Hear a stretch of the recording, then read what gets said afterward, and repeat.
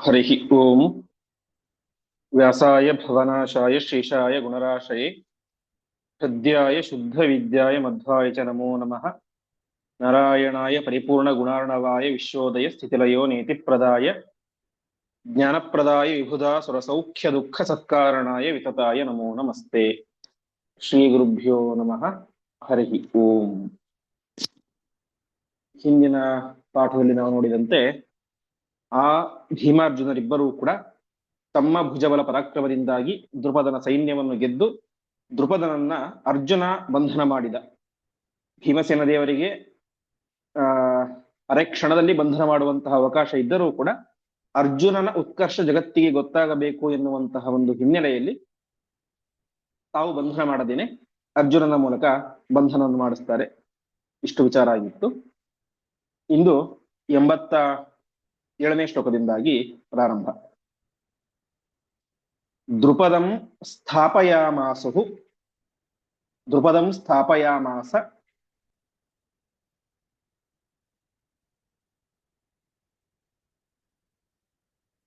ಅಥಾರ್ಜುನೋ ದ್ರೋಣ ಸನ್ನಿಧೌ.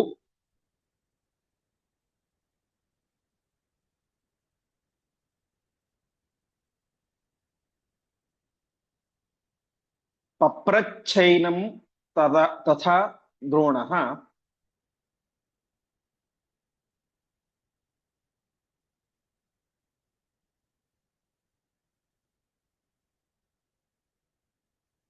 ಸಖ್ಯಮಸ್ತ್ಯುತ ನೇತಿವಾ.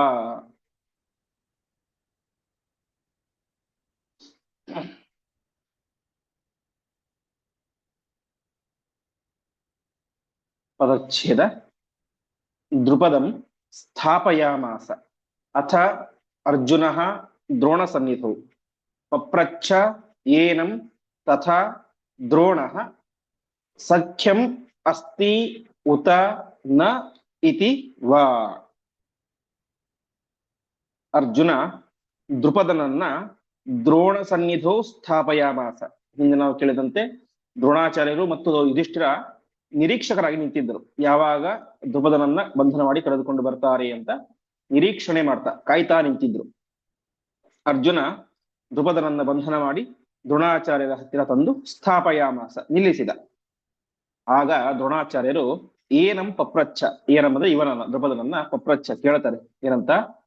ದ್ರುಪದ ಸಖ್ಯಂ ಅಸ್ತಿ ಉತನ, ಈಗ ಹೇಳು ನಮ್ಮಿಬ್ಬರ ಮಧ್ಯೆ ಸಖ್ಯ ಗೆಳೆತರ ಇದೇನು ನ ಇಲ್ವೋ ಅಂತ.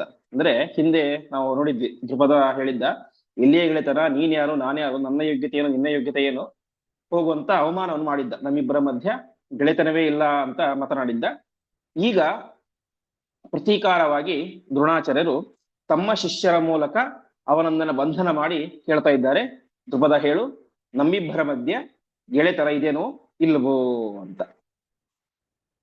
ಮುಂದೆ ಅಸ್ತೀದಾನಿ ಮಿತಿ ಪ್ರಾಹ.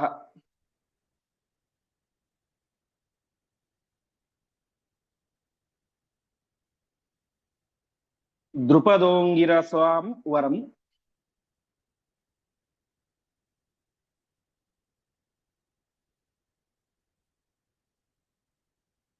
ಅಥಾಹ ದ್ರುಪದಂ ದ್ರೋಣಃ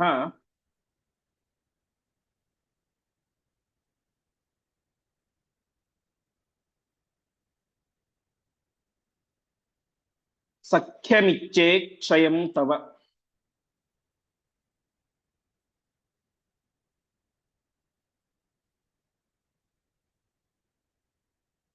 ನಹ್ಯರಾಜ್ಞೋ ಭವೇತ್ ಸಖ್ಯಂ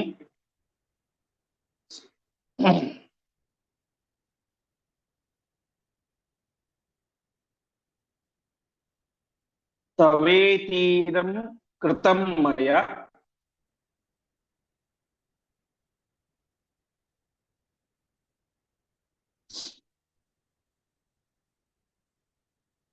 ನ ವಿಪ್ರಧರ್ಮೋ ಯದ್ಯುದ್ಧಂ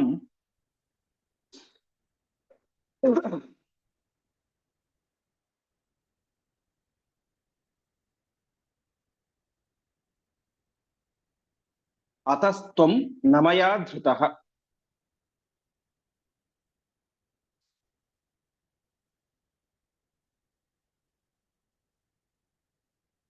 पदच्छेद अस्ति इदानीम् इति प्राह द्रुपदः अंगिरसां वरम् अथ आह द्रुपदं द्रोणः सख्यम् इच्छे अक्षयं तव न हि अराध्यः भवेत् सख्यं तव इति इदं कृतं मया न विप्रधर्मः यत् युद्धं अतः त्वं न मया धृतः.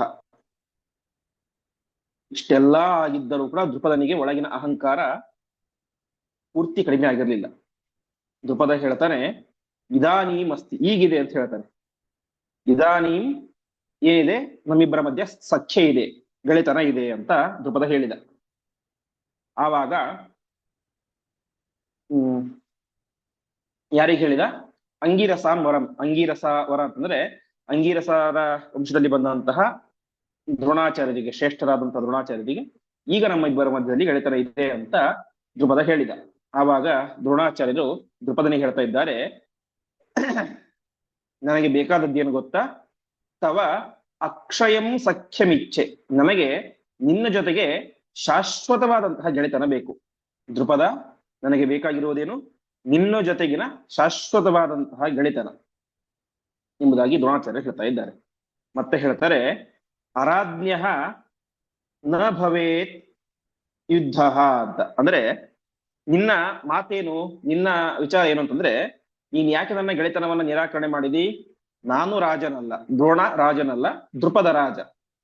ದ್ರೋಣ ನೀನು ರಾಜನಲ್ಲ ಅಂತ ನೀನೇ ಮಾಡಿದಿ, ನನ್ನ ಸ್ನೇಹವನ್ನ ನಿರಾಕರಣೆ ಮಾಡಿದಿ. ನಹಿ ಅರಾಜ್ಞ ಭವೇತ್ ಸಖ್ಯಂ, ರಾಜನೊಟ್ಟಿಗೆ ಮಾತ್ರ ನಾನು ಸ್ನೇಹವನ್ನು ಬೆಳೆಸ್ತೇನೆ, ನೀನು ರಾಜನಲ್ಲ, ಹಾಗಾಗಿ ನೀನು ನನಗೆ ಸ್ನೇಹವನ್ನು ಮಾಡ್ಲಿಕ್ಕೆ ಯೋಗ್ಯನಲ್ಲ ಅಂತ ನನ್ನ ಜೊತೆಗೆ ನಿರಾಕರಣೆ ಮಾಡಿದಿ. ನಾನು ಇವತ್ತು ನನ್ನ ಶಿಷ್ಯರ ಮೂಲಕ ನಿನ್ನ ಬಂಧನವನ್ನು ಮಾಡಿಸಿದ್ದೇನೆ. ಇದಂ ಕೃತಂ, ಇದನ್ನು ಮಾಡಿದ್ದೇನೆ. ಇದನ್ನು ಅಂದ್ರೆ ಈ ಬಂಧನವನ್ನ ಯಾಕೆ ಮಾಡಿದೆ? ನನಗೆ ನಿನ್ನ ಮೇಲೆ ದ್ವೇಷ ಇಲ್ಲ.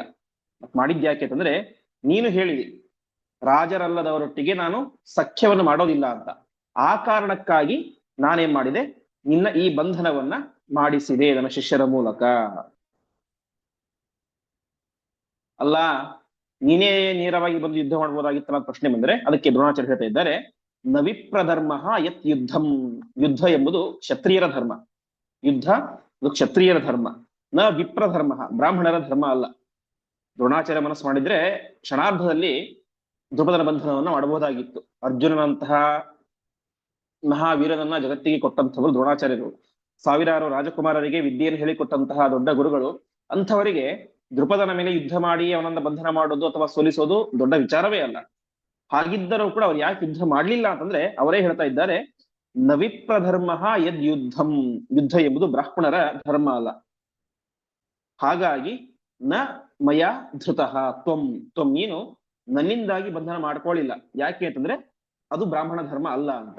ಈ ರೀತಿಯಾಗಿ ದ್ರೋಣಾಚಾರ್ಯರು ಅವನ ಒಂದು ಮಾತಿಗೆ ಅನುಗುಣವಾಗಿ ರಾಜರೊಟ್ಟಿಗೆ ಮಾತ್ರ ನಾನು ಸ್ನೇಹವನ್ನು ಮಾಡ್ತೇನೆ, ನೀನೊಬ್ಬ ರಾಜನಲ್ಲ ಅಂತ ಆ ಮಾತಿಗೆ ಹೇಳಿದ್ದರ ಪ್ರತೀಕಾರವಾಗಿ ತಮ್ಮ ಶಿಷ್ಯರ ಮೂಲಕ ಆ ದ್ರುಪದನನ್ನ ಬಂಧನ ಮಾಡಿಸಿದರು.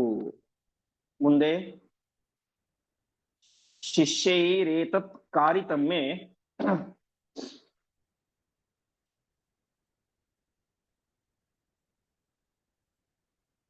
ತವ ಸಖ್ಯಮಭೀಪ್ಸತ.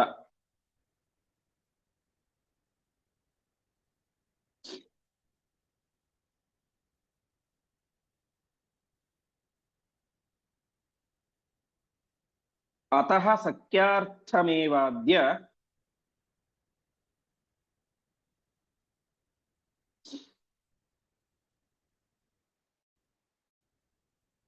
ತ್ವದ್ರಾಜ್ಯಾರ್ಧೋ ಹೃತೋ ಮಯಾ.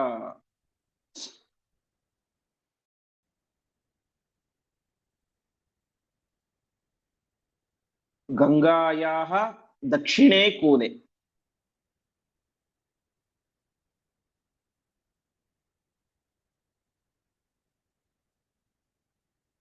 ತ್ವಂ ರಾಜೈವೋತ್ತರೇ ತ್ವಹಂ.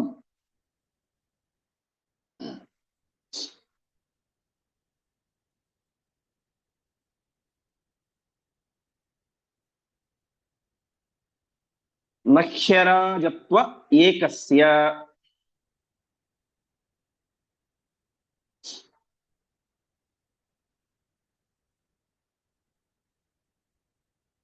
ಸಖ್ಯಂ ಸ್ಯಾತ್ ಆವಯೋ ಸಖೇ.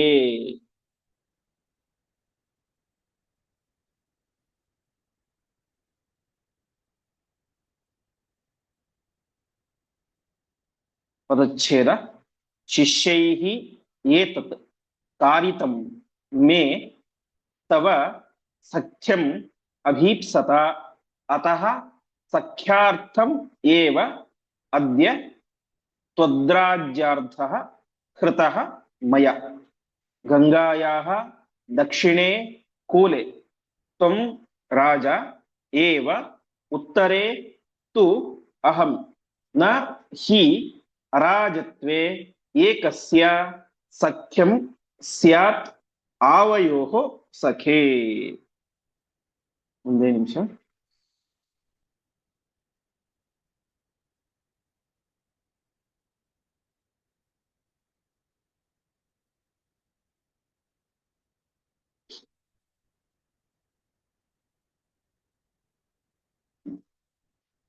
ಹೀಗೆ ದ್ರೋಣಾಚಾರ್ಯ ಹೇಳ್ತಾ ಇದ್ದಾರೆ, ಯುದ್ಧ ಎಂಬುದು ವಿಪ್ರಧರ್ಮ ಅಲ್ಲ.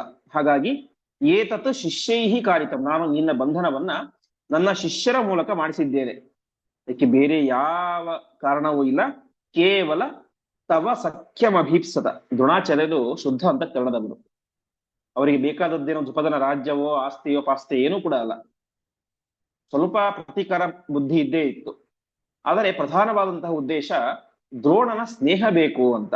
ತವ ಸಖ್ಯಮಭೀಪ್ಸತ, ನಿನ್ನ ಗೆಳೆತನ ನನಗೆ ಬೇಕು. ನಿನ್ನ ಗೆಳೆತನ ಬೇಕು ಅಂದ್ರೆ ಏನ್ ಮಾಡ್ಬೇಕು? ನಾನು ರಾಜನಾಗಬೇಕು. ಅವರ ಮಾತಿನಲ್ಲಿ ದ್ರುಪದನ ಸ್ನೇಹ ಬೇಕು ಎನ್ನುವಂತಹ ಕಾತರವೂ ಇತ್ತು. ಜೊತೆಗೆ ಅವರಿಗೆ ತಮಗೆ ಅವನು ಅವಮಾನ ಮಾಡಿದ್ದಾನೆ ಎನ್ನುವಂತಹ ಒಂದು ಪ್ರತೀಕಾರ ಭಾವನೆಯೇ ಇತ್ತು. ಹಾಗಾಗಿ ಕೆಲವೊಂದಿಷ್ಟು ಚುಚ್ಚು ಮಾತುಗಳನ್ನ ಆಡ್ತಾ ಇದ್ದಾರೆ. ಹಾಗಾಗಿ ಹೇಳ್ತಾರೆ, ಅತಃ ಸಖ್ಯಾರ್ಥಮೇವಾದ್ಯ ರಾಜ್ಯಾರ್ಧೋ ಹೃತೋಮಯ, ತ್ವದ್ರಾಜ್ಯಾರ್ಧೋ ಹೃತೋಮಯ. ಹಾಗಾಗಿ ನಾನು ನಿನ್ನ ಸ್ನೇಹಿತನಾಗಬೇಕು. ನಿನ್ನ ಸ್ನೇಹಿತನಾಗಬೇಕು ಅಂದ್ರೆ ರಾಜನೇ ಆಗಿರ್ಬೇಕು. ಹಾಗಾಗಿ ಸಖ್ಯಾರ್ಥಂ, ನಿನ್ನ ಜೊತೆಗೆ ಸ್ನೇಹವನ್ನು ಬೆಳೆಸೋದಕ್ಕೋಸ್ಕರ ನಾನೇನ್ ಮಾಡ್ತಾ ಇದ್ದೇನೆ ಇವತ್ತು, ತ್ವದ್ರಾಜ್ಯಾರ್ಧ, ನಿನ್ನ ಅರ್ಧ ರಾಜ್ಯವನ್ನ ನಾನು ಹೃತಃ ಅಪಹಾರ ಮಾಡ್ತಾ ಇದ್ದೇನೆ ಅಂತ ಹೇಳ್ತಾ ಇದ್ದಾರೆ. ಅಂದ್ರೇನು? ನಾನಿನ್ನ ರಾಜ್ಯನ ಅಪಹಾರ ಮಾಡ್ತಾ ಇದ್ದೇನೆ. ಅದ್ಯಾಕೆ? ನಿನಗೋಸ್ಕರ, ನಿನ್ನ ಸ್ನೇಹಕ್ಕೋಸ್ಕರ. ನಿನಗೆ ಬೇರೆಯವರೊಟ್ಟಿಗೆ ಸ್ನೇಹ ಮಾಡಿ ಅಭ್ಯಾಸ ಇಲ್ಲ, ರಾಜರೊಟ್ಟಿಗೆ ಮಾತ್ರ ನೀನು ಸ್ನೇಹವನ್ನು ಮಾಡೋದು. ಹಾಗಾಗಿ ನಾನು ನಿನ್ನ ಸ್ನೇಹವನ್ನ ಬೆಳೆಸಬೇಕು ಅಂತಂದ್ರೆ ನಾನು ರಾಜನಾಗಬೇಕು. ನಾನೊಬ್ಬ ವಿಪ್ರ, ನನಗೆ ರಾಜ್ಯ ಕೊಡ್ತಾರೆ, ನೀನ್ ಹೇಗಿದ್ರು ನನ್ನ ಸ್ನೇಹಿತನಾಗುವಂತವನು. ಹಾಗಾಗಿ ನಿನ್ನ ರಾಜ್ಯವನ್ನೇ ನಾನು ಅಪಹಾರ ಮಾಡಿ, ಅರ್ಧ ರಾಜ್ಯವನ್ನು ಅಪಹಾರ ಮಾಡಿ ನಾನು ನಿನ್ನ ಸ್ನೇಹಿತನಾಗ್ತೇನೆ ಎನ್ನುವಂತಹ ಮಾತನ್ನ ದ್ರೋಣಾಚಾರ್ಯರು ದ್ರುಪದನಿಗೆ ಹೇಳ್ತಾ ಇದ್ದಾರೆ. ಮತ್ತೆ ಮುಂದೆ ಹೇಳ್ತಾ ಇದ್ದಾರೆ, ಸಖೇ, ಸ್ನೇಹಿತನೇ, ಗಂಗಾಯ ದಕ್ಷಿಣೆ ಕೂಲೆ, ಕೂಲ ಅಂದ್ರೆ ತೀರ ಅಂತ. ಗಂಗೆಯ ದಕ್ಷಿಣ ತೀರದಲ್ಲಿ ತ್ವಂ ರಾಜ, ನೀನ್ ರಾಜ. ಗಂಗೆಯ ಉತ್ತರ ತೀರದಲ್ಲಿ ನಾನ್ ರಾಜ.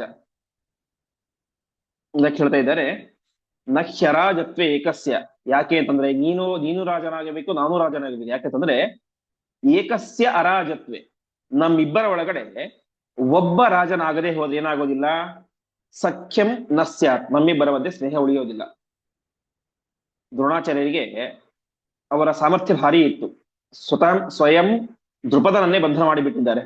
ಸಮಗ್ರ ರಾಜ್ಯವನ್ನೇ ತಮ್ಮ ಕೈಯಲ್ಲಿ ಇಟ್ಟುಕೊಳ್ಳುವಂತಹ ಒಂದು ಅವಕಾಶ ಅಲ್ಲಿ ಒದಗಿ ಬಂದಿತ್ತು. ಮನಸ್ಸು ಮಾಡಿದ್ರೆ ಸಮಗ್ರ ರಾಜ್ಯವನ್ನೇ ತಾವು ಇಟ್ಕೊಳ್ಬಹುದಾಗಿತ್ತು. ಅವ್ರು ಹೇಳ್ತಾ ಇದ್ದಾರೆ, ನಮ್ಮಿಬ್ಬರೊಳಗೆ ಇಬ್ಬರು ರಾಜರಾಗಿರ್ಬೇಕು. ಒಬ್ಬ ರಾಜ ಇಲ್ಲ ಅಂತ ಆಗ್ಬಿಟ್ರೆ ಏನಾಗುತ್ತೆ, ಸ್ನೇಹ ಬೆಳೆಯೋದಿಲ್ಲ. ನೀನೂ ರಾಜನಾಗಿರ್ಬೇಕು, ನಾನೂ ರಾಜನಾಗಿರ್ಬೇಕು. ನಾನೊಬ್ಬನೇ ರಾಜನಾಗಬಹುದು, ದ್ರೋಣಾಚಾರ್ಯ ಹೇಳ್ತಾ ಇದ್ದಾರೆ. ಆದರೆ ಸ್ನೇಹ ಉಳಿಯೋದಿಲ್ಲ. ಯಾಕಂದ್ರೆ ನೀನ್ ರಾಜನಾಗಿರೋದಿಲ್ಲ ಅವಾಗ. ಅಥವಾ ನೀನೇ ರಾಜನಾಗಿಬಿಟ್ರೆ ಮತ್ತು ಸ್ನೇಹ ಬೆಳೆಯಲಿಕ್ಕೆ ಸಾಧ್ಯ ಇಲ್ಲ. ಯಾಕಂದ್ರೆ ನಾನು ರಾಜನಾಗಿರೋದಿಲ್ಲ ಅವಾಗ. ಹಾಗಾಗಿ ನಮ್ಮಿಬ್ಬರ ಮಧ್ಯ ಸ್ನೇಹ ಬೆಳಿಬೇಕು ಅಂದ್ರೆ ನಾವಿಬ್ಬರೂ ರಾಜರಾಗಿರಬೇಕು. ಹಾಗಾಗಿ ಗಂಗೆಯ ದಕ್ಷಿಣ ತೀರದಲ್ಲಿ ನೀನು ರಾಜ, ಗಂಗೆಯ ಉತ್ತರ ತೀರದಲ್ಲಿ ನಾನು ರಾಜ ಅಂತ ಈ ರೀತಿಯಾದಂತಹ ಒಂದು ಮಾತನ್ನ ದ್ರೋಣಾಚಾರ್ಯರು ಆ ಒಂದು ದ್ರುಪದನಿಗೆ ಹೇಳ್ತಾ ಇದ್ದಾರೆ. ಮುಂದೆ ಇತ್ಯುಕ್ತೋನ್ಮುಚ್ಚ ತಂ ದ್ರೋಣ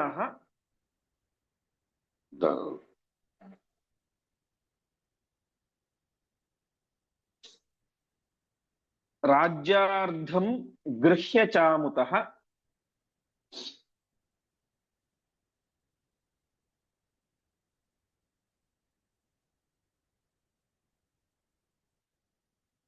ಯಯೌ ಶಿಷ್ಯೈಃ ನಾಗಪುರಂ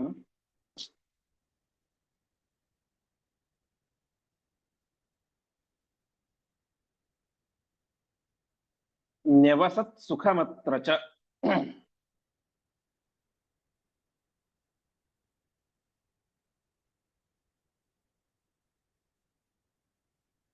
ಪದಚ್ಛೇದ. ಇತಿ ಉಕ್ತ್ವಾ ಉನ್ಮುಚ್ಯ ತಂ ದ್ರೋಣಃ ರಾಜ್ಯಾರ್ಧಂ ಗೃಹ್ಯ ಚ ಅಮುತಃ ಯಯೌ ಶಿಷ್ಯೈಃ ನಾಗಪುರಂ ನ್ಯವಸತ್ ಸುಖಂ ಅತ್ರ ಚ.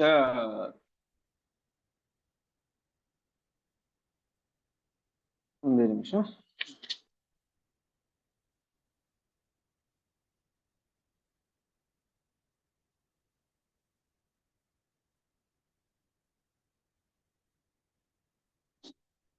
ಈ ರೀತಿಯಾಗಿ ಅವರಿಗೆ ಇಷ್ಟೆಲ್ಲಾ ಮಾತುಗಳನ್ನು ಹೇಳಿದರು, ಚುಚ್ಚು ಮಾತುಗಳನ್ನ, ಸ್ನೇಹದ ಮಾತುಗಳನ್ನ ಎಲ್ಲವನ್ನು ಕೂಡ ಹೇಳಿ ಅವರೇನ್ ಮಾಡಿದ್ರು, ಅವನನ್ನ ಉನ್ಮುಚ್ಯ, ಇಷ್ಟೊತ್ತು ಬಂಧನದಲ್ಲೇ ಇದ್ದ, ಬಂಧನದಲ್ಲಿ ಆ ಎಲ್ಲ ಮಾತುಗಳನ್ನು ಕೂಡ ಹೇಳಿ ಕೊನೆಗೆ ಅವನ ಬಂಧನವನ್ನು ಬಿಡಿಸಿ ಅವರೇನ್ ಮಾಡಿದ್ರು, ಅವನ ರಾಜ್ಯಾರ್ಧವನ್ನ, ಅರ್ಧ ರಾಜ್ಯವನ್ನ ಸ್ವೀಕಾರ ಮಾಡಿ ತಮ್ಮ ಶಿಷ್ಯರೊಟ್ಟಿಗೆ ನಾಗಪುರಂ ಯಯೋ, ನಾಗಪುರ ಅಂದ್ರೆ ಹಸ್ತಿನಾವತಿಗೆ ಹೋದರು ಮತ್ತು ಅಲ್ಲಿ ಸುಖವಾಗಿ ವಾಸ ಮಾಡಿದರು. ಈ ರೀತಿಯಾಗಿ ಅವನ ದರ್ಪವನ್ನು ಮುರಿಯಲಿಕ್ಕೆ, ದ್ರುಪದನ ದರ್ಪವನ್ನ ಮುರಿಯಲಿಕ್ಕೆ ಇಷ್ಟೆಲ್ಲಾ ಕಾರ್ಯಗಳನ್ನ ದ್ರೋಣಾಚಾರ್ಯರು ಮಾಡಿದರು. ಇಷ್ಟೆಲ್ಲ ಆದರೂ ಕೂಡ ದ್ರುಪದನ ದರ್ಪ ಕಡಿಮೆ ಆಗಲಿಲ್ಲ ಹೊರತು ದ್ರೋಣಾಚಾರ್ಯರ ಮೇಲಿನ ದ್ವೇಷ ಇನ್ನಷ್ಟು ಜಾಸ್ತಿ ಆಯಿತು. ಮುಂದೆ ಆ ವಿಚಾರಗಳು ಬರ್ತವೆ. ಹೀಗೆ ದ್ರೋಣಾಚಾರ್ಯರು ಮಾಡಿದಂತಹ ಈ ಒಂದು ಕಾರ್ಯ ಅದು ಇನ್ನಷ್ಟು ದ್ವೇಷಕ್ಕೆ ಕಾರಣ ಆಯಿತು ಹೊರತು ಅದರಿಂದ ದ್ರುಪದನ ಮನಸ್ಸಿನಲ್ಲಿ ಯಾವುದೇ ರೀತಿಯಾದಂತಹ ಸದ್ವರ್ತನೆ, ಪ್ರಭಾವಗಳು ಒಳ್ಳೆಯದು ಯಾವುದು ಬರಲಿಲ್ಲ.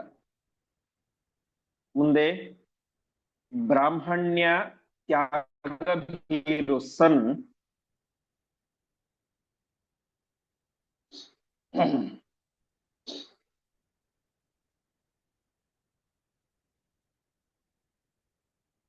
ನಾಗೃಹಾತ್ ಧನುರಪ್ಯಸೌ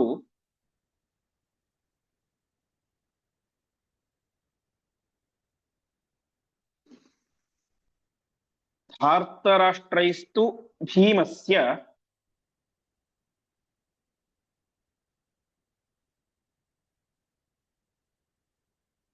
ಭಯಾತ್ ಪಾದೌ ಪ್ರಣಮ್ಯ ಚ.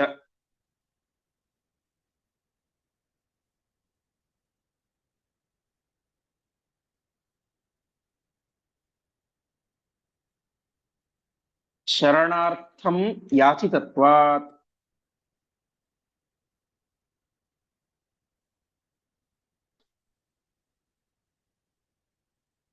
ಸಪುತ್ರೋ ಯುಧೇ ಪರೈಃ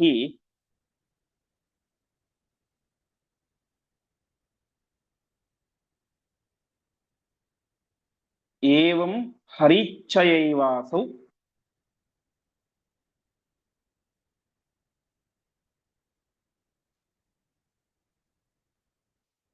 ಛಾತ್ರಂ ಧರ್ಮಮುಪೇಯಿವ.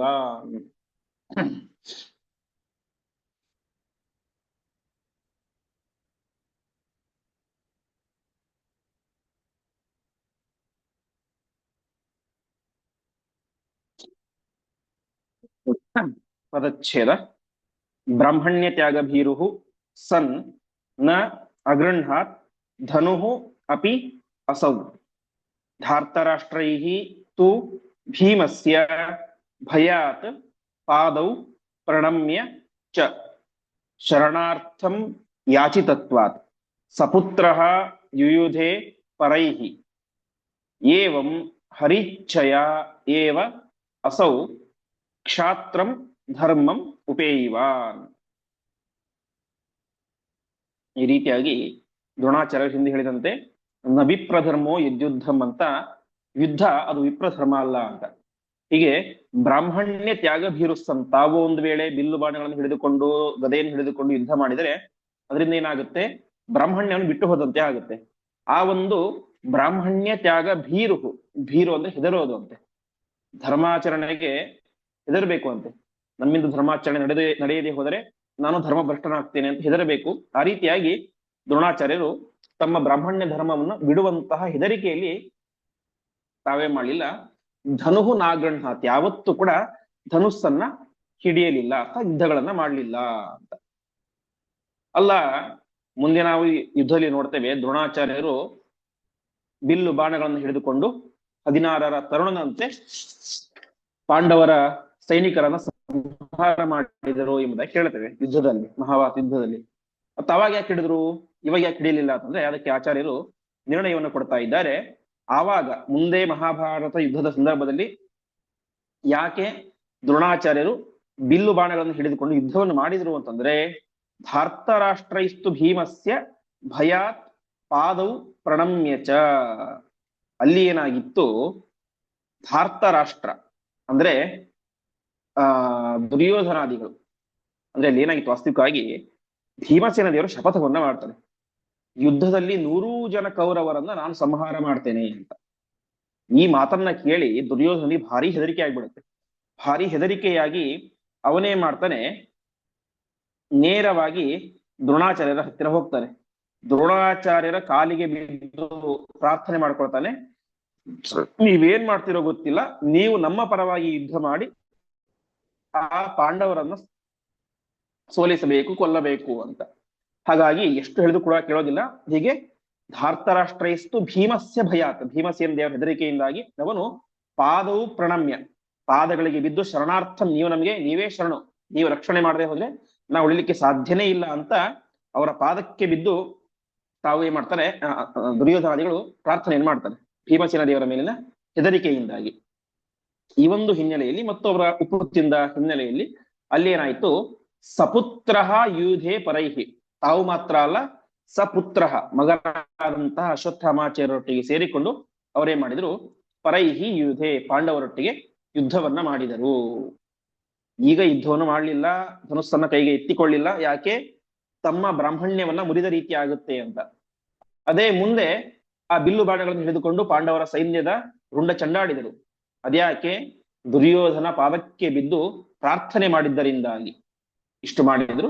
ಇದೆಲ್ಲದಕ್ಕನ್ನು ಮೀರಿ ಇದ್ದದ್ದು ಯಾವುದು ಅಂತಂದ್ರೆ ಏವಂ ಹರೀಚ್ಛಯ, ಪ್ರಧಾನವಾಗಿ ಇಲ್ಲಿ ಇದ್ದದ್ದು ಯಾವುದು ಅಂತಂದ್ರೆ ಪರಮಾತ್ಮನ ಇಚ್ಛೆ. ಆ ಪರಮಾತ್ಮನ ಇಚ್ಛೆಯಂತೆ ಅವರೇನ್ ಮಾಡಿದ್ರು, ಕ್ಷಾತ್ರಂ ಧರ್ಮ ಉಪೇಯವ, ಕ್ಷತ್ರಿಯ ಧರ್ಮವನ್ನ ಪರಿಪಾಲನೆ ಮಾಡಿದರು.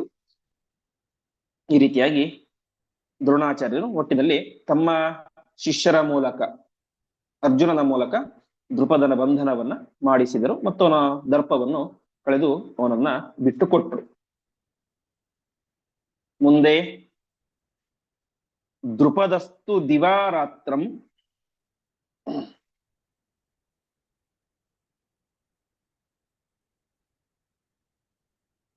ತಪ್ಯಮಾನಃ ಪರಾಭವಾತ್.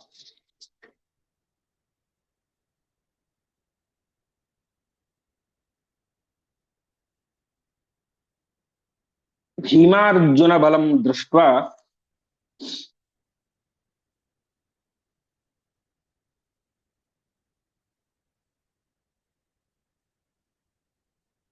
ಚೈಚ್ಛತ್ ಪಾಂಡವ ಸಂಶ್ರಯಂ.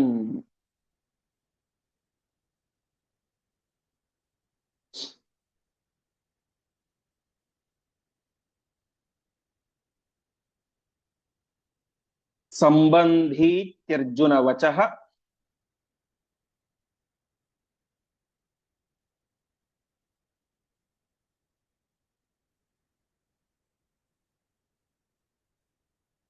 ಚಿಕೀರ್ಷುಃ ಸತ್ಯಮೇವ ಚ.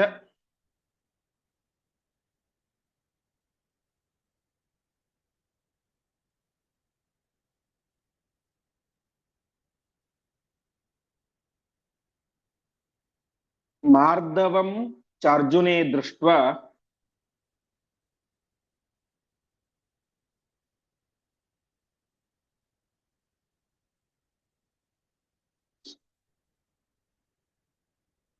ಸುತಾಂ ಐಚ್ಛತ್ ತದರ್ಥತಃ.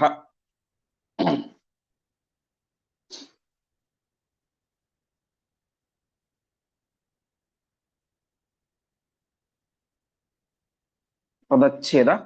ದ್ರುಪದಃ ತು ದಿವಾರಾತ್ರಂ ತಪ್ಯಮಾನಃ ಪರಾಭವಾತ್ ಭೀಮಾರ್ಜುನ ಬಲಂ ದೃಷ್ಟ್ವಾ ಚ ಐಚ್ಛತ್ ಪಾಂಡವ ಸಂಶ್ರಯಂ ಸಂಬಂಧಿ ಇತಿ ಅರ್ಜುನ ವಚಃ ಚಿಕೀರ್ಷುಃ ಸತ್ಯಂ ಏವ ಚ ಮಾರ್ದವಂ ಚ ಅರ್ಜುನೇ ದೃಷ್ಟ್ವಾ ಸುತಾಂ ಐಚ್ಛತ್ ತದರ್ಥತಃ. ದ್ರೋಣಾಚಾರ್ಯರು ಇಷ್ಟೆಲ್ಲ ಕಾರ್ಯಗಳನ್ನ ಮಾಡಿದ್ದು ದೃಪದನ ಅಹಂಕಾರ ಕಡಿಮೆಯಾಗಬೇಕು, ದೃಪದನ ಜೊತೆಗೆ ತನ್ನ ಸ್ನೇಹ ಬೆಳಿಬೇಕು ಅಂತ. ಅಲ್ಲಿ ಆದದ್ದು ಮಾತ್ರ ಉಲ್ಟಾ, ಇನ್ನಷ್ಟು ದ್ವೇಷ ಜಾಸ್ತಿ ಆಯಿತು. ದೃಪದನಿಗೆ ದಿವಾರಾತ್ರಂ ತಪ್ಯಮಾನ, ಹಗಲು ರಾತ್ರಿಯವನು ತಾಪ ಪಡ್ತಾ ಇದ್ದಾನೆ. ಯಾಕೆಂದ್ರೆ ಪರಾಭವಾತ್, ಈ ಸಣ್ಣ ಸಣ್ಣ ಹುಡುಗರು, ರಾಜಕುಮಾರರು, 18-20 ವಯಸ್ಸಿನ ಚಿಗುರು ಮೀಸೆ ಹುಡುಗರು ನಮ್ಮ ರಾಜ್ಯದ ಮೇಲೆ ಆಕ್ರಮಣ ಮಾಡಿ ನನ್ನನ್ನೇ ಬಂಧನ ಮಾಡಿ ಕರೆದುಕೊಂಡು ಹೋಗಿದ್ದಾರೆ ಅಂತ ಆ ಸೋಲಿಂದಾಗಿ ಅವರಿಗೆ ಭಾರಿ ತಾಪ ಉಂಟಾಗ್ಬಿಡ್ತು ದೃಪದನಿಗೆ. ದಿವಾರಾತ್ರ, ಹಗಲ ರಾತ್ರಿ ನಿದ್ದೆ ಇಲ್ಲ. ಇಷ್ಟು ಒಂದು ಕಡೆ. ಇನ್ನೊಂದು ಕಡೆ ಏನೋ ಒಂದು ರೀತಿಯಾದಂತಹ ಒಂದು ಸಂತೋಷ ಅಂದ್ರೆ ಭೀಮಾರ್ಜುನ ಬಲಂ ದೃಷ್ಟ, ಆ ಭೀಮಸೇನ ದೇವರ ಮತ್ತು ಅರ್ಜುನನ ಪರಾಕ್ರಮವನ್ನು ಕಾಣ್ತಾರೆ. ಎಂತಹ ಪರಾಕ್ರಮ, 18-20 ವರ್ಷದ ತಾರುಣ್ಯ, ಇಷ್ಟು ದೊಡ್ಡ ಪರಾಕ್ರಮಿಗಳಾಗಿದ್ದಾರೆ ಅಂತ ಅವನೇನ್ ಮಾಡಿದ, ಹೇಗಾದರೂ ಮಾಡಿ ಪಾಂಡವ ಸಂಶ್ರಯಂ, ನಾವು ಪಾಂಡವರನ್ನ ಆಶ್ರಯಿಸಬೇಕು, ಪಾಂಡವರ ಸಂಬಂಧಿಗಳಾಗಬೇಕು. ಮತ್ತೆ ಹಿಂದಿನ ಮಾತನ್ನು ನೆನಪಿಸಿಕೊಂಡ. ಅರ್ಜುನ ಹೇಳಿದ್ದ, ಅಣ್ಣ ಇವನನ್ನ ಸೈನ್ಯವನ್ನು ಸಂಹಾರ ಮಾಡಬೇಡ, ಇವನು ಪಾಪ ಒಳ್ಳೆ ಧಾರ್ಮಿಕ ವ್ಯಕ್ತಿ, ನಮ್ಮ ತಂದೆಯ ಸ್ನೇಹಿತ, ಅಷ್ಟು ಮಾತ್ರ ಅಲ್ಲ ಸಂಬಂಧ ಯೋಗ್ಯ, ಸಂಬಂಧ ಬೆಳೆಸಲಿಕ್ಕೆ ಯೋಗ್ಯನಾದಂಥವನು ಅಂತ ಮಾತನ್ನ ಹೇಳಿದ್ದ ಅರ್ಜುನ. ಆ ಮಾತನ್ನ ನೆನಪಿಸಿಕೊಂಡ. ಸಂಬಂಧಿ ಇತಿ ಅರ್ಜುನ ವಚಃ, ಪಾಪ ಅರ್ಜುನ ಎಷ್ಟು ಒಳ್ಳೆಯ ವ್ಯಕ್ತಿ, ಮಾರ್ಧವ, ಒಳ್ಳೆ ಮೃದು ಸ್ವಭಾವ ಅವನದ್ದು, ನನ್ನನ್ನ ಸಂಬಂಧ ಬೆಳೆಸಲಿಕ್ಕೆ ಯೋಗ್ಯನಾದಂತಹ ವ್ಯಕ್ತಿ ಅಂತ ಹೇಳಿದ್ದಾನೆ. ತನ್ನ ಗುರುಗಳಿಗೆ ಅಪಮಾನ ಮಾಡಿದ್ದರೂ ಕೂಡ, ದ್ರೋಣಾಚಾರ್ಯರಿಗೆ ದೃಪದ ಅಪಮಾನ ಮಾಡಿದ್ದರೂ ಕೂಡ ನನ್ನೊಟ್ಟಿಗೆ ಸ್ನೇಹ ಬೆಳೆಸಲಿಕ್ಕೆ ಯೋಗ್ಯನಾದಂತಹ ವ್ಯಕ್ತಿ ಅಂತ ಹೇಳಿದ್ದಾನೆ. ನನ್ನ ಸೈನ್ಯವನ್ನ ಅವನ ಅಣ್ಣನಾದಂತಹ ಭೀಮ ಸಂಹಾರ ಮಾಡುವುದನ್ನ ತಡೆದು ನಿಲ್ಲಿಸಿದ್ದಾನೆ. ತುಂಬಾ ಒಳ್ಳೆಯ ವ್ಯಕ್ತಿ ಅರ್ಜುನ. ಹಾಗಾಗಿ ಹೇಗಾದರೂ ಮಾಡಿ ಅರ್ಜುನನ ಮಾತನ್ನ ಸತ್ಯಂ ಚಿಕೀರ್ಷು, ಅರ್ಜುನ ಏನ್ ಹೇಳಿದ, ಸಂಬಂಧ ಬೆಳೆಸಲಿಕ್ಕೆ ಯೋಗ್ಯ ವ್ಯಕ್ತಿ ಅಂತ ಹೇಳಿದ. ಹಾಗಾಗಿ ಹೇಗಾದರೂ ಮಾಡಿ ಅರ್ಜುನನೊಟ್ಟಿಗೆ ಸಂಬಂಧವನ್ನ ಬೆಳೆಸಬೇಕು, ಅರ್ಜುನನೊಟ್ಟಿಗೆ ಸಂಬಂಧ ಬೆಳೆಸಬೇಕು, ಪಾಂಡವರೊಟ್ಟಿಗೆ ಸಂಬಂಧ ಬೆಳೆಸಬೇಕು ಅಂತ ಏನು ಆಪ್ಷನ್ ಇದೆ ಈಗ? ಅವರೇನು ತನ್ನ ಸೋದರತೆಯ ಮಕ್ಕಳಲ್ಲ, ಸೋದರ ಮಾವನ ಮಕ್ಕಳಲ್ಲ. ಹೊಸದಾಗಿ ಸಂಬಂಧವನ್ನು ಬೆಳೆಸಬೇಕು. ಹೊಸದಾಗಿ ಸಂಬಂಧವನ್ನು ಬೆಳೆಸಬೇಕು ಅಂತಂದ್ರೆ ಏನ್ ಮಾಡಬೇಕು? ಅವರ ಮನೆಯಿಂದಾಗಿ ಹೆಣ್ಣನ್ನ ತನ್ನ ಮನೆಗೆ ತೆಗೆದುಕೊಳ್ಳಬೇಕು, ತನ್ನ ಮನೆಯಿಂದಾಗಿ ಅಲ್ಲಿಗೆ ಮಗಳನ್ನಾದ್ರೂ ಕೊಡಬೇಕು. ಅಲ್ಲಿ ತೆಗೆದುಕೊಳ್ಳಿಕ್ಕೆ ಆಪ್ಷನ್ ಇಲ್ಲ, ಇರೋದು 5 ಜನ ಗಂಡು ಮಕ್ಕಳೇ. ಇನ್ನು ತಾನು ತನ್ನ ಮಗಳನ್ನ ಅವರಿಗೆ ಕೊಡಬೇಕು, ಅವರ ಮನೆಗೆ ಕೊಡಬೇಕು. ಆದ್ರೆ ತನಗೆ ಹೆಣ್ಣು ಮಕ್ಕಳೇ ಇಲ್ಲ, ಇರುವುದೆಲ್ಲರೂ ಕೂಡ ಗಂಡು ಮಕ್ಕಳು. ಈ ಸಂದರ್ಭದಲ್ಲಿ ಅವನೇ ಮಾಡಿದ, ಸುತಾಂ ಐಚ್ಛತು ತದರ್ಥತಃ. ತದರ್ಥತಃ ಅಂದ್ರೆ ಅದಕ್ಕೋಸ್ಕರ, ಅಂದ್ರೆ ಅರ್ಜುನನಿಗೆ ಮದುವೆ ಮಾಡಿಕೊಡ್ಲಿಕ್ಕೋಸ್ಕರ, ಸಂಬಂಧವನ್ನು ಬೆಳೆಸಲಿಕ್ಕೋಸ್ಕರ ಸುತಾಂ ಐಚ್ಛತ್, ಒಂದು ಸುಂದರವಾದಂತಹ ಹೆಣ್ಣು ಮಗಳನ್ನ ಪಡೆಯಬೇಕು ಅಂತ ಬಯಸಿದ ಯಾರು? ದ್ರುಪದ ಮಹಾರಾಜ. ಹೀಗೆ ಅರ್ಜುನ ಅವತ್ತು ಅಲ್ಲಿ ಆಡಿದಂತಹ ಮಾತು, ಯುದ್ಧ ರಂಗದಲ್ಲಿ ರಥದಲ್ಲಿ ದ್ರುಪದನ ಬಂಧನವಾದ ಮೇಲೆ ಭೀಮಸೇನ ದೇವರಿಗೆ ಹೇಳಿದಂತಹ ಮಾತು ದ್ರುಪದನ ಮನಸ್ಸಿನಲ್ಲಿ, ಅಂದ್ರೆ ವಾಸ್ತವಿಕವಾಗಿ ಇದನ್ನು ನೋಡಿದ್ರೆ ಸಹಜವಾಗಿ ಸಿಟ್ಟು ಬರಬೇಕು. ಯಾರ ಮೇಲೆ? ಅರ್ಜುನನ ಮೇಲೆ. ಎಂತ ಒಳ್ಳೆ ಮಾತನ್ನ ಆಡಿದ ಅಂತ ಹೇಳಿದ್ರು ಕೂಡ ನನ್ನನ್ನ ಬಂಧನ ಮಾಡಿ ಕರೆದುಕೊಂಡು ಹೋಗಿದ್ದಾನೆ. ಆಮೇಲೆ ಏನೋ ಒಳ್ಳೆ ಮಾತಾಡ್ಲಿ, ಆದ್ರೆ ಬಂಧನವಂತೂ ಮಾಡಿಬಿಟ್ಟಿದ್ದಾನೆ. ನನ್ನ ಒಂದು ರೀತಿಯ ಶತ್ರುವಾದಂತಹ ದ್ರೋಣಾಚಾರ್ಯರ ಹತ್ತಿರ ನನ್ನನ್ನ ಬಂಧನ ಮಾಡಿ ಕರೆದುಕೊಂಡು ಹೋಗಿದ್ದಾನೆ. 18-20 ವರ್ಷದ ಒಬ್ಬ ಚಿಗುರು ಮೇಸೆಯ ಹುಡುಗ ಅಂತ ಅವನ ಮೇಲೆ ಸಿಟ್ಟು ಬರಬೇಕಾಗಿತ್ತು, ದ್ವೇಷ ಬರಬೇಕಾಗಿತ್ತು. ಆದರೆ ದ್ರುಪದ ವಾಸ್ತವಿಕವಾಗಿ ಒಳ್ಳೆಯ ವ್ಯಕ್ತಿ. ಅಂದ್ರೆ ಏನೋ ಸಹಜವಾಗಿ ದೊಡ್ಡರ ಮೇಲೆ ದ್ವೇಷ, ಅವನು ಒಂದು ರೀತಿಯ ಅಹಂಕಾರದಿಂದಾಗಿ ಆ ರೀತಿ ಎಲ್ಲ ಮಾಡಿದ. ಆದರೆ ಅವನಿಗೆ ಏನಾಗ್ಲಿಲ್ಲ, ದ್ರೋಣಾಚಾರ್ಯರ ಮೇಲೆ ಮಾತ್ರ ದ್ವೇಷ ಹುಟ್ಟಿತು. ತನ್ನನ್ನ ಬಂಧನ ಮಾಡಿದಂತಹ ಅರ್ಜುನನ ಮೇಲೆ ಆಗಲಿ ಭೀಮನ ಮೇಲೆ ಆಗಲಿ ಏನೂ ದ್ವೇಷ ಬರಲಿಲ್ಲ. ಅದಕ್ಕೆ ಹೊರತಾಗಿ ವಿಪರೀತವಾಗಿ ಅವರೊಟ್ಟಿಗೆ ಸಂಬಂಧವನ್ನು ಬೆಳೆಸಬೇಕು ಎನ್ನುವಂತಹ ಆಲೋಚನೆ ಬಂತು. ಅಷ್ಟು ಮಾತ್ರ ಅಲ್ಲ, ಅರ್ಜುನನಿಗೋಸ್ಕರ ಒಂದು ಹೆಣ್ಣು ಮಗುವನ್ನು ಕೂಡ ನಾನು ಹಡೆಯಬೇಕು ಎನ್ನುವಂತಹ ಆಸೆ ಧ್ರುಪದನಲ್ಲಿ ವ್ಯಕ್ತವಾಯಿತು ಎಂಬುದಾಗಿ ತಿಳಿಸ್ತಾ ಇದ್ದಾರೆ. ಅದಕ್ಕೋಸ್ಕರ ಮುಂದೆ ಯಾವ ರೀತಿಯಾದಂತಹ ಕಾರ್ಯಗಳೆಲ್ಲವೂ ಕೂಡ ಆದವು ಎನ್ನುವಂತಹ ವಿಚಾರವನ್ನ ನಾಳೆಯ ಪಾಠದಲ್ಲಿ ನೋಡೋಣ ಎಂಬುದಾಗಿ ಹೇಳ್ತಾ ಇಂದಿನ ಪಾಠವನ್ನ ಶ್ರೀಕೃಷ್ಣಾರ್ಪಣಂ.